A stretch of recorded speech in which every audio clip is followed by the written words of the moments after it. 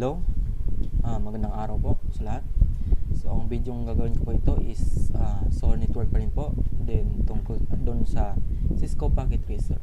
So ang gagawin po natin ngayon is mag-add lang po tayo ng DNS server, which is doon po tayo maggawa ng website po natin na kung saan pwede siya ma-access ng ating mga users na nakakunik po sa ating wireless router. So ito po yung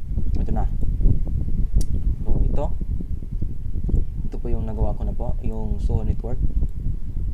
So bali ang unahin ko po ngayon is yung DNS server. So ito po yung DNS server ko po. So bali nakita niyo po dito is nakakunik na po siya. So ngayon ang ipakita ko po is paano maglagay ng iset siya sa bilang DNS. So services DNS, then ito na po yung nagawa ko pong URL ng isang website, then ito po yung address which is yung DNS server niya po.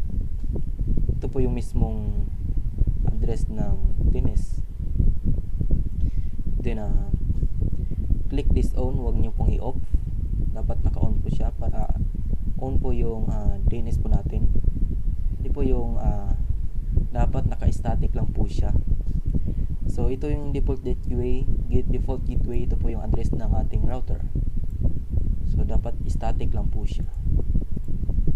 Yun, static lang po siya para ma-access yung makapasok po tayo sa ating web browser. So bali ang unahin ko po ngayon, ang ipakita ko po is itong HTTP na nagawa ko na po. So ito na po yung in-import at nagawa ko pong mga website. So bali pwede nyo pong ma-edit.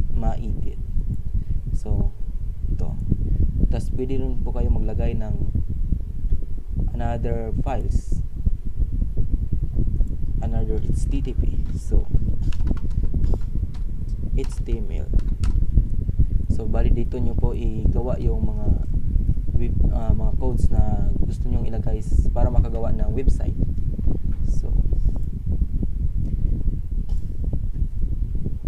So bali ito na po yung nagawa ko. Itong mga website na to is ito po yung nagawa ko ng mga activity na nagawa namin sa school. So pinagawa po namin. Bali kinaka-copy paste ko na lang po dito. So paano mag-insert ng image? So mag-insert ako ng image. Una dito, import. Then example is ito yung image, JPG file, then open, then yes, hanapin yung JPG file. So ito na po yung mga image na import po natin. So pag delete, easy lang po, click delete, and yes lang po. So hindi ko na po delete. So bali yun na po yung website na, so ito yung example ng website ko. Example ito. So ito yung na copy paste ko po na website, which is ito po yung nagawa ko dati.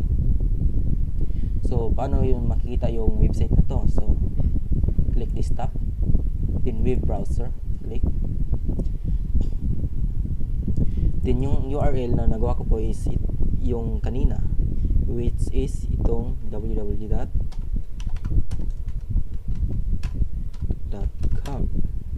then click go.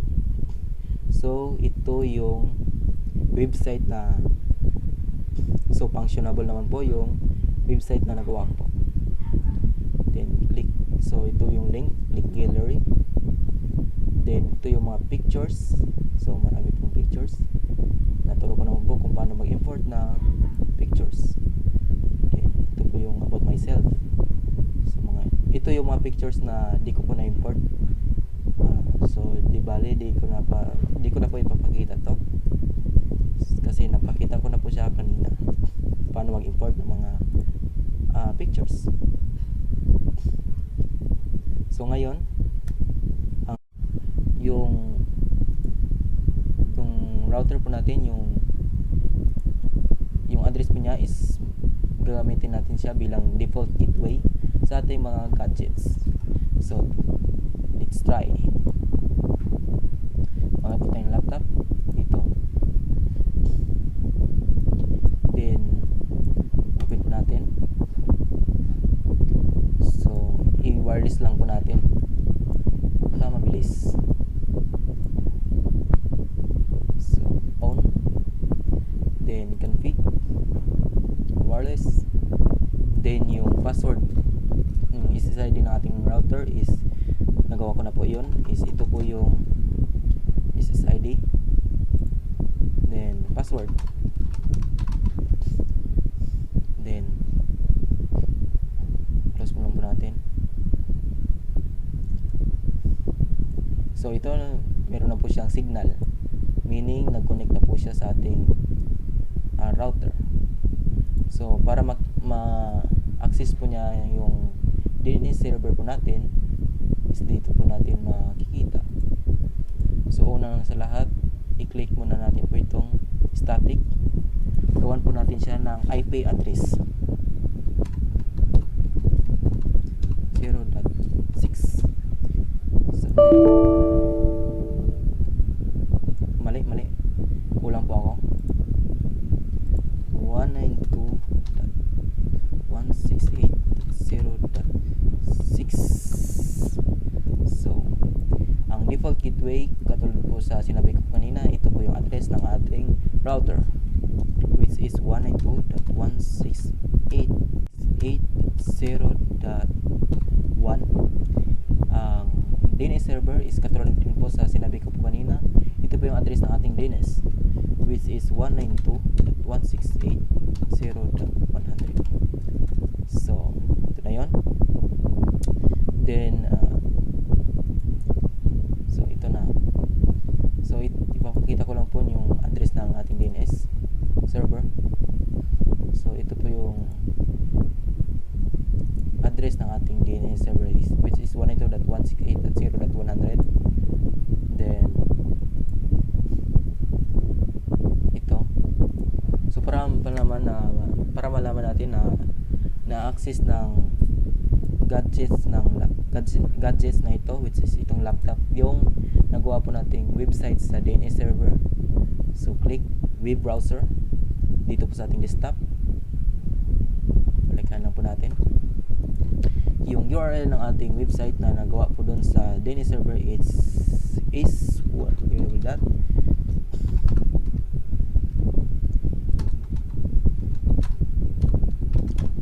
.com. Click enter.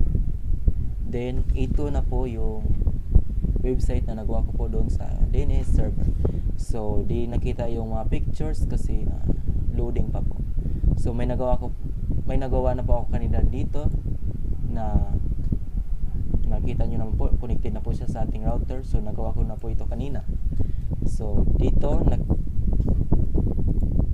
nakita na yung mga pictures na nagawa po natin doon sa ating DNS server. So clickable naman po siya. Click po natin itong gallery. So naturuan ko na po kayo kung paano mag-import ng mga pictures po doon sa ating HTTP doon po sa DNS server. So loading pa po siya. Ito po yung website na nagawa ko po dati. So bali in-insert ko lang po dito sa Cisco Packet Tracer sa DNS. Doon po makita sa HTTP. So makikita na po yung pictures. Dito ang tagal makita ng mga pictures. So bali ipakita ko lang po ulit. So ito po yung sa ating PC na may address na 192.168.0.9. Then so ito po HTTP web browser na nasa ating desktop. Then yung URL po na nagawa ko po sa ating DNS server.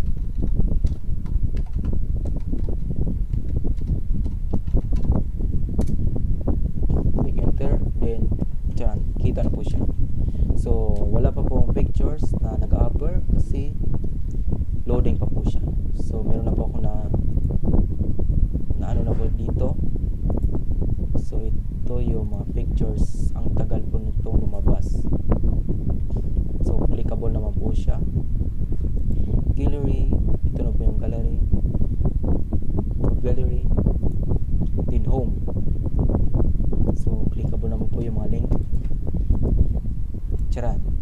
makikita na po yung mga pictures na nagawa ko po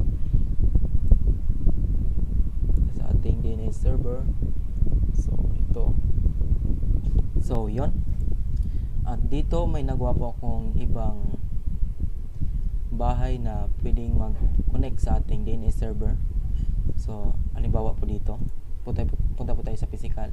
So as you can see, meron po tayong nakikita na connections dito sa bahay na to papunta sa bahay na to.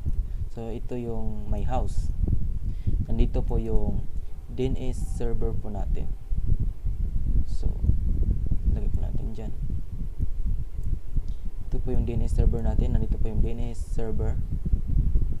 So ito yung may linya po dito. Ito po yung nakakonect sa ating bahay sa kabila. So ito yung bahay na nakakonect na sinasabi ko. So same process yung pag-connect sa DNS server. Pero itong paggawa ng pag-connect ng ating wireless, ipapakita ko po dito sa logical para makita po ng maayos. So ito, bale naglagay po tayo ng router, switch, gadgets, which is dalawang laptop, then cellphone na na-connect sa ating wireless. So itong wire na to is dito gigabit, then connection siya sa ating Ethernet, then Ethernet, then gigabit, then pass Ethernet. So dito, so same process dito. So yun, na-connect ko na po ito sa ating, nagawan ko na po ito ng configuration, IP configuration. So yung IP configuration po niya is, address niya is 192.168.0.335. Default gateway is 192.168.0.12 dahil ito po yung address ng ating router. Then DNS server, ito po yung address ng ating DNS. So ang gagawin na lang natin ngayon is yung connected siya, or makikita ba niya yung website na nagawa po natin sa DNS server, kung mag-appear ba dito sa ating desktop web browser sa PC ng ating kabilang bahay. Ito po yun, URL ng ating DNS server or yung sa website, then click enter. So nag-appear po siya. So as you can see, parehong-pareho, loading pa rin. So as long as clickable lang po siya. So ito, nag-appear agad, nag-appear na yung ating pictures sa ating website. So yun lang. At ito rin, so yung so ulitin ko po, itong bahay na to is wala po sang DNS server. Ito po yung may DNS server. So bale nagkonekta siya sa itong bahay na to is nagkonekta siya sa ating bahay na gamit to, na pwede niyang ma-access yung DNS server dito sa bahay na to. I mean yung website na nagawa sa DNS server. So bale ito yun, desktop web browser, then URL ng ating DNS server dun sa kabilang bahay, which is ito po. Click enter or go. So nag-appear na siya. So ito yung website na nagawa ko. So ito na yon. Ito lang po yung about myself lang po. So isa lang yung nag-appear. So ito, gumagana naman po yung magawa ko po. So yun lang, maraming salamat. So ito bale ito yung nag-process na po yung yung connections niya. Bale ito po yung nakikonnect dito sa ating DNS server. So yun lang, maraming salamat po. Sana may natutunan po kayo kahit konti.